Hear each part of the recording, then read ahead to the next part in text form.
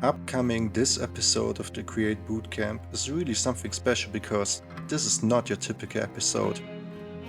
I changed the entire way I recorded this, so enjoy this quite different episode of the Create Bootcamp. Welcome back to the Create Bootcamp. In this episode we are going to extend our workshop.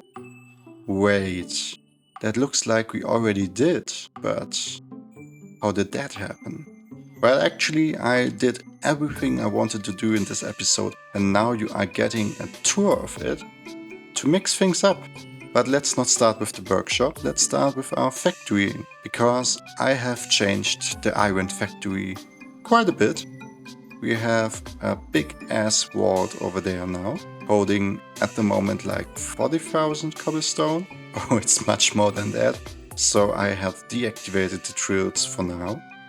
And we have tripled gravel production and also with much more speed. So it should, it's already backing up. I need to provide more fan power, but it's fine for now. Maybe I just scale it down again. So yeah, much more iron and also flint for trading with the villagers. And all the excess is getting dumped into lava below there. And this is how I actually built this wonderful factory. So first I spent some time doubling the production capacity of this iron production because I really needed more iron.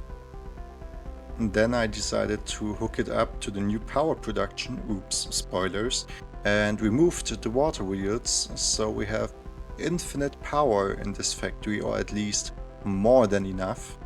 And yeah, later, after gathering enough resources, I actually thought like maybe I should build the whole production line as I wanted it to be, with the vault in the background and tripling the gravel production, which is much more than this whole thing can process, but we will need it later on. And yeah, had some fun building another way of washing all the things. With the straight line I have like 5 blocks of range with washing, so I think that should up the production. So yeah, that's how the factory came to be, but this fancy factory needs a lot of rotational speed, or like kinetic energy, so we need something better. And as you can see, the water wheels are gone. We are providing energy to the building over this iron chain conveyor. So let's take a small look at our new power generation. The power plant needs some blaze burners, so I got a blaze spawner in the nether and then took some time to extend the path towards the riverside where I actually wanted to construct the power plant. But actually first I wanted to tidy up the riverside so it doesn't look that bad before I then started to construct the whole platform for the power plant. And yeah, that took so long, holy shit. Again, it's like so much time going into these recordings, even though I'm just doing time lapses, but like this was multiple hours. And yeah, started building the blaze burner, starting putting down a steam engine. And since I wanted to use charcoal to power the steam engine, I also needed to put down a coal production and needed to power it, so I built some water wheels. And yeah, now we have everything on site except of the wood itself. But yeah, you can now see below the platform I've put down the pumps and connected everything below the platform, so it's a bit cleaner on the upper side, and hooked up the steam engine.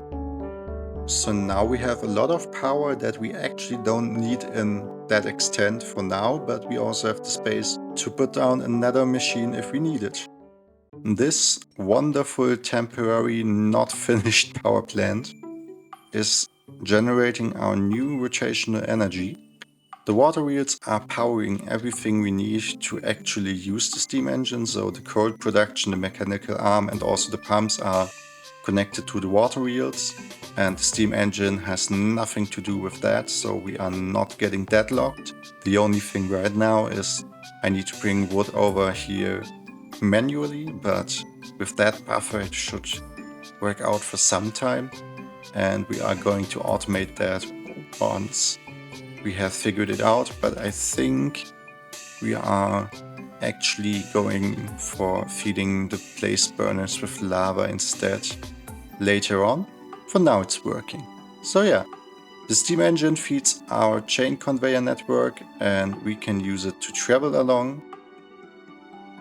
Actually, let's take a break from the tour right here, because for some reason I had the urge to build an elevator so I could easily get to the rooftop of the mountain. Is it called mountain rooftop? I think it is. So yeah, I have no plans for this mountain right now, but now I can at least get comfortably up here and take a look at the whole area. Not that I was able to do that with Bootcamp before, no. So yeah, now we have a legit way to get up here, and this is how it happened. This is such a short time lapse, so I just take the time and wish everyone a good start into the week, and I hope you enjoy the episode so far.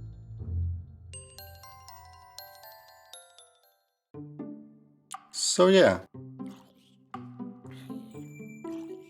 actually I crushed a zombie with the elevator. Huh. Now let's get back to the tour and let's take a look at workshop. To build the workshop I had to extend the house a bit, but since the water wheels are gone we had more than enough space to actually do that. So yeah, this is our new workshop from the outside and this is how it looks from the inside, and we have everything I need for now in here. So let's take a look on how it happened. With the new power generation or the new power plant, we don't actually need all the water wheels, so I removed them and then decided to extend our home so we can have a bigger workshop.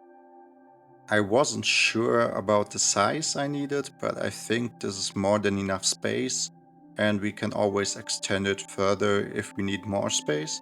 And yeah, this is me hooking up the new power to the home, and I figured underground was much cleaner, but it's kind of weird for the time lapses.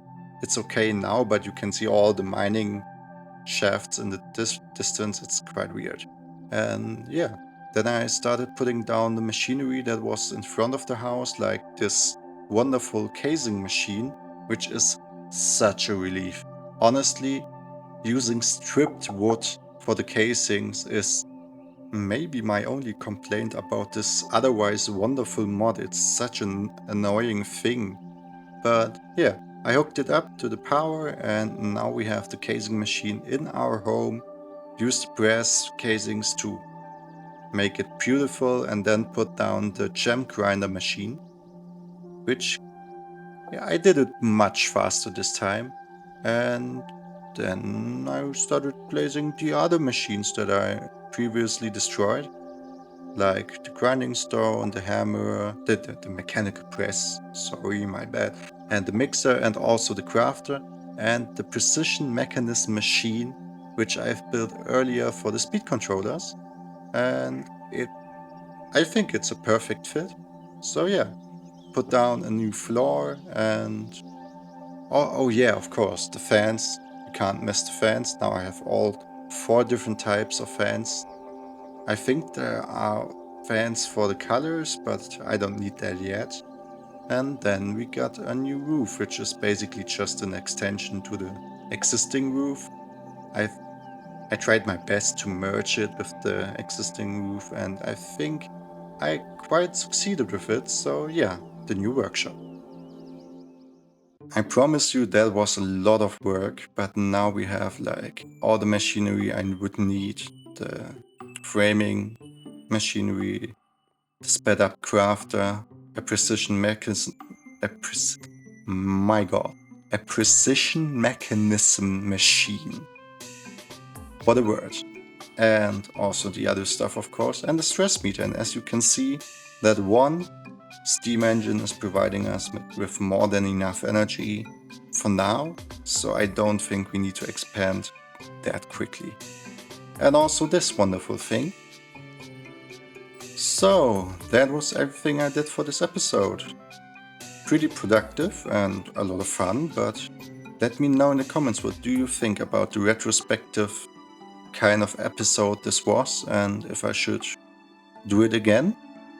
And yeah, actually I have no clue on what to do for the next episode, but I figure something out and you will see it in 1 week with the next episode of the Create Bootcamp. Thank you all for watching and see you then. Bye bye.